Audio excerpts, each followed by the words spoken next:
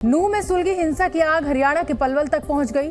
पलवल में मुख्य बाजार के पास गांधी चौक पर कपड़े की दुकान और सिलाई मशीन की दुकान के ताले तोड़कर करीब 15 से 20 उपद्रवियों ने वहां तोड़फोड़ और लूटपाट की और इसके बाद करीब 50 से 60 लोगों की भीड़ ने परशुराम कॉलोनी की लगभग 25 से 30 झोपड़ियों में आग लगा दी।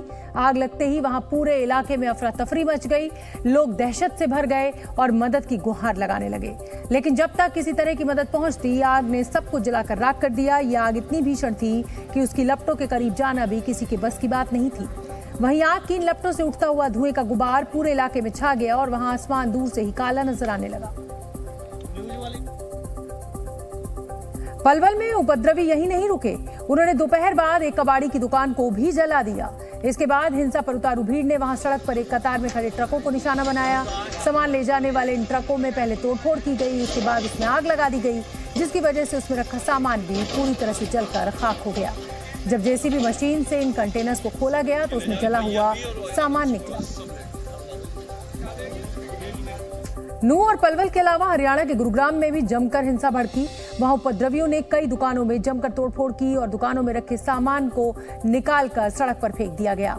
पहले दुकानों की शटर तोड़े गए और फिर उसमें रखा सामान निकालकर सड़क पर फेंका गया। सड़क पर सामान फेंके जाने के बाद भी उपद्रवियों का गुस्सा शांत नहीं हुआ। एक एक सामान बेरहमी से तोड़ा गया। इस दौरान कुछ लोगों ने वहां खड़ी बाइक को भी निशाना बनाया। उपद्रवियों ने एक नहीं, दो नहीं, बल्कि पूरे बाजार में हाहाकार मचा दिया। जहां तक नजर गई वहां तक सिर्फ टूटी हुई दुकानें, तोड़फोड़ की तस्वीरें ही दिखी। उपद्रवियों ने एक एक दुकान को चुन चुनकर निशाना बनाया, दुकानों के शटर तोड़े, सामान निकालकर तोड़फोड़ की, कांच तोड़ दिया, बाहर खड़ी कई गाड़ियों में तोड़फोड़ की गई। पूरे बाजार में ऐसा कोई कोना नहीं दिखा जहां हिंसा के निशान न हो। दिल्ली समेत कई शहरों में कमर्शियल एलपीजी के दाम में कटौती हुई है। अगस्त महीने के पहले ही दिन राहत की खबर आई है। देश भर में कमर्शियल एलपीजी गैस के दामों में बड़ी कटौती की गई है। कमर्शियल एलपीजी सिलेंडर अब 100 रुपए सस्ता हो गया है। नई दरें आज से ही प्रभावी होंगी। ऑयल मार्केटिंग कंपनियों ने एयरलाइंस कंपनियों को बड़ा झटका देते हुए जेट फ्यूल यानी एटीएफ की कीमतें बढ़ा दी हैं। हवाई ईंधन के दाम में 7,000 रुपए तक का इजाफा किया है। नई दरों की वजह से हवाई सफर महंगा हो सकता है। सिद्धू मूसेवाला हत्याकांड के आरोपी सचिन बिश्नोई को आज अजरबैजान से भारत लाया गया। दिल्ली पुलिस स्पेशल सेल के मुताबिक मूसेवाला की हत्या के बाद सचिन ने ही लॉरेंस गैंग की ओर से कॉल करके हमले की जिम्मेदारी ली थी। एनजीओ की आड़ में टेरर फंडिंग करने वालों पर एनआईए शिकंजा कस रही है। इसी के तहत आज जम्मू कश्मीर के पुलवामा, कुपवाड़ा, बड़गाम समेत कई इलाकों में एनआईए ने छापेमारी की। पटना हाईकोर्ट ने नीतीश सरकार के पक्ष में फैसला सुनाते हुए राज्य में जातीय जनगणना जारी रखने का फैसला किया है। कोर्ट ने जातीय जनगणना को चुनौती देने वाली सभी याचिकाओं को खारिज कर दिया है। विपक्ष के नए गठबंधन इंडिया के ऐतराज के बावजूद शरद पवार उस कार्यक्रम में शामिल हुए जिसमें मंच पर प्रधानमंत्री मोदी मौजूद थे। तिलक स्मारक ट्रस्ट की तरफ से पीएम मोदी को सम्मानित करने के लिए यह कार्यक्रम पुणे में आयोजित किया गया था और तमाम अंदेशों और विपक्ष की आपत्तियों को दरकिनार कर पीएम के स्वागत के लिए मंच पर सबसे पहले पहुंचने वालों में शरद पवार रहे। तय वक्त पर दूसरे मेहमानों के साथ ही प्रधानमंत्री भी मंच पर पहुंचे तो उन्हें देखने सुनने के लिए पहुंची भीड़ ने मोदी नाम के नारे लगाने शुरू कर दिए। हालांकि सबकी नजर इस पर थी कि पीएम मोदी और शरद पवार जब आमने सामने होंगे तो किस तरह मिलेंगे और जब ये मौका आया तो वहां मौजूद लोगों के साथ साथ प्रधानमंत्री और पवार के चेहरे भी खिल पड़े। दोनों ने एक दूसरे से हाथ मिलाया, थोड़ी हंसी ठिठोली हुई और शरद पवार उनके कंधे पर 2 बार थपकी मारते नजर आए। पहुंच चुके हैं अवार्ड से नवाजा जाएगा। देश की राजनीति में भूचाल के बीच पीएम मोदी और शरद पवार को एक मंच पर लाने वाले आयोजक दीपक तिलक दोनों के बीच बैठे दिखे। जिस कांग्रेस को पीएम के मंच पर पवार की मौजूदगी को लेकर आपत्ति थी, उसके नेता सुशील कुमार शिंदे भी मंच पर नजर आए। इसके अलावा इसी मंच पर महाराष्ट्र के मुख्यमंत्री एकनाथ शिंदे, देवेंद्र फडणवीस के अलावा शरद पवार के भतीजे अजीत पवार भी दिखे। यानी मौजूदा राजनीति में जैसी कटुता दिखती है, प्रधानमंत्री के सम्मान के लिए तैयार मंच पर वैसा कुछ नजर नहीं आया।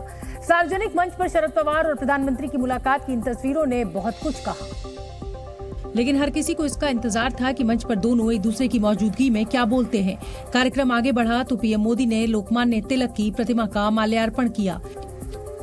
इसके बाद लोकमान्य तिलक स्मारक ट्रस्ट के अध्यक्ष और दूसरे नेताओं के औपचारिक भाषण के बाद बारी शरद पवार की आई, जो इस कार्यक्रम के मुख्य अतिथि थे। पवार ने कुछ ऐसी बातें कही जिसमें कुछ लोगों ने तंज महसूस किया। पण शिवसेनेचं काम आहे का वेगळ्या दिशेने त्यांनी राज्य उभं केलं, पण ते भोसल्यांचं राज्य नव्हतं. शिवाजी महाराज के बहाने सीनियर पवार ने जो कुछ कहा उसके सियासी मायने निकाले जाएंगे, लेकिन इसके बाद पवार ने एक और बयान दाग दिया. सर्जिकल स्ट्राईकची चर्चा आता होते, पण लाल महालामध्ये 40 सेखांनी ताबा घेण्याचा प्रयत्न केल्याच्या नंतर. हालांकि छत्रपति शिवाजी की शान में पवार ने जो कुछ कहा उस पर पीएम मोदी भी ताली बजाते नजर आए. विपक्षी गठबंधन की आपत्तियों के बावजूद कार्यक्रम में शामिल होकर शरद पवार ने ये संदेश दे दिया कि उनके लिए सियासत से ज्यादा प्रधानमंत्री पद, उसकी प्रतिष्ठा का महत्व है. इसके बाद सबकी नजर पीएम मोदी पर थी, जिन्हें आयोजकों की तरफ से लोकमान्य तिलक राष्ट्रीय पुरस्कार से सम्मानित किया गया. अपने सम्मान में हुए कार्यक्रम की मर्यादा को ध्यान में रखकर प्रधानमंत्री नरेंद्र मोदी भी सियासी आरोप प्रत्यारोप से दूर रहे और गुलामी के दौर में अंग्रेजी हुकूमत को चुनौती देने वाले तिलक से सीख लेने की जरूरत बताई. अगर आज हम किसी एक सड़क का नाम भी किसी विदेशी आक्रांता की जगह कर बदलकर भारतीय विभूति पर रखते हैं तो कुछ लोग उस पर हल्ला मचाने लग जाते हैं. पीएम मोदी ने देश के विकास के लिए विश्वास के माहौल को जरूरी बताया और भरोसे की ताकत से बदलते भारत का जिक्र किया. बीते 9 वर्षों में भारत के लोगों ने बड़े बड़े बदलावों की नींव रखी, बड़े बड़े परिवर्तन करके दिखाए. आखिर कैसे भारत दुनिया की 5वीं सबसे बड़ी अर्थव्यवस्था बन गया, ये भारत के लोग ही हैं जिन्होंने ये करके दिखाया.